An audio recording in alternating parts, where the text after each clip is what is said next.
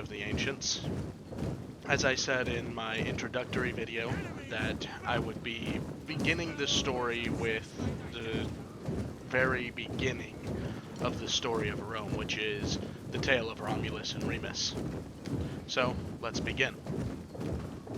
Romulus is well known throughout history as the founding hero of Rome, son of Mars and Rhea Silvia. When the brothers Romulus and Remus were babies, they were thrown into the Tiber River, and through the complex adoption procedures of the day, they were found and raised by wolves. All jokes aside, Festalus and Acca Larentia, two shepherds, found the boys as toddlers and brought them back to the world of man. Through all they endured, Romulus became a very strong child, and his brother once found himself in a brawl, and Romulus fought against his brother's captors and crushed them, and Romulus then unshackled Remus. The brothers during this event became aware of their nobility status and thus founded their own cities. We'll get a little bit deeper into that topic in a bit. First, well, not really first, but this kind of brings me to my next point.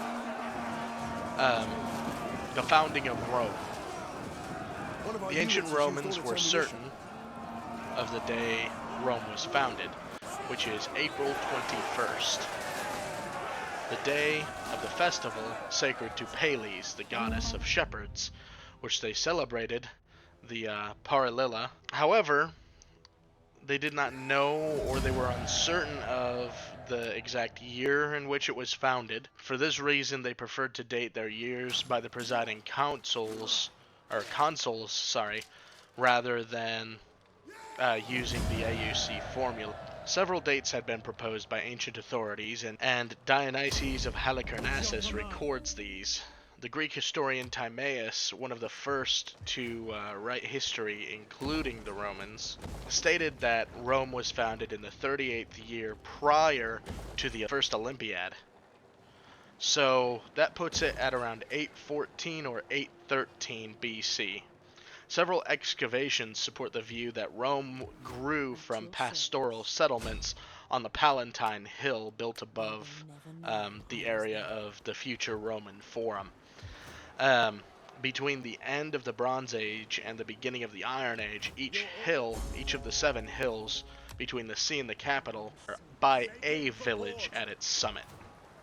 The Palatine Hill being one of the famous 7 hills in Rome. I'm not going to go into detail about the layout or the construction of the city of Rome.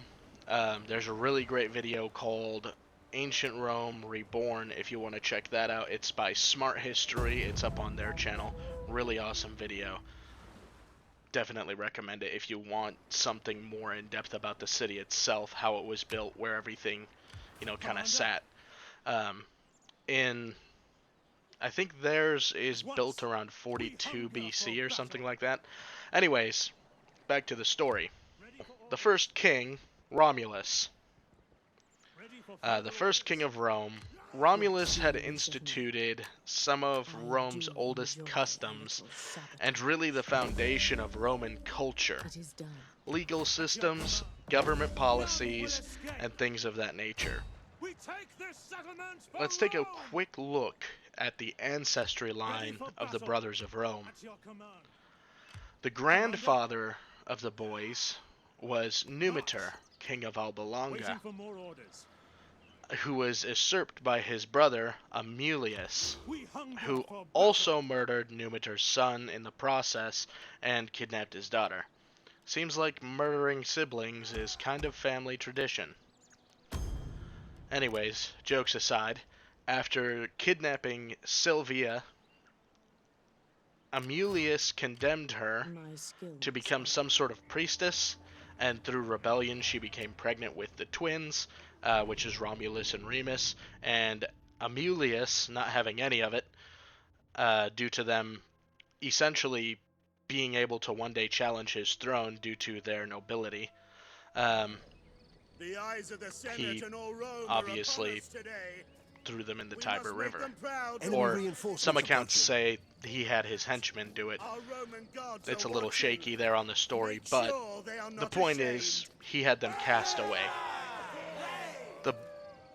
Later on, the boys came across the conflict between the people still devout to Numitor and those who followed Amulius, and during this they learned that they were destined to become kings. They set on a quest and ended up actually killing Amulius and restored Numitor to the throne. Now here's where things get even stranger. There's one version where Romulus kills Remus himself. In another version of the tale, it's one of Romulus's followers who kills Remus. In yet another, it's Faustulus. Remember the herders? The mother and father who brought them back civilization? It was Faustulus who killed them over a disagreement. So imagine being the guy who's just herding a bunch of sheep and goats. Oh hey, there's these two toddlers on a riverbank being raised by a wolf. Let's take them in and raise these children. Alright, now I'm gonna beat them to death because we had an argument. A little bit weird. But anyways, I'm not gonna get in depth with all of the other stories of Romulus and Remus and all of the different endings. Unless you guys request it, I can make another video about the different ending. After the founding of Rome, Romulus didn't actually assume kingship right away. Rather, he sought the opinion of his followers to become their king. And with the help of his grandfather Numitor, he received their blessings, and Romulus received a crown, and then he proceeded to sacrifice and pray to Jupiter, where he received many blessings and omens and oracles. And so begins the story of Rome. Thanks for watching, everybody. I hope you guys liked this video. If you did, leave a comment. Let's get some historical, some good conversation going in the comments. Consider liking and subscribing. If you guys really like the content that's coming out on the channel, consider going to our merchandise store. I'll have a link to that below in the description. And I hope you guys have a wonderful day, and I hope I'll see you in the next episode.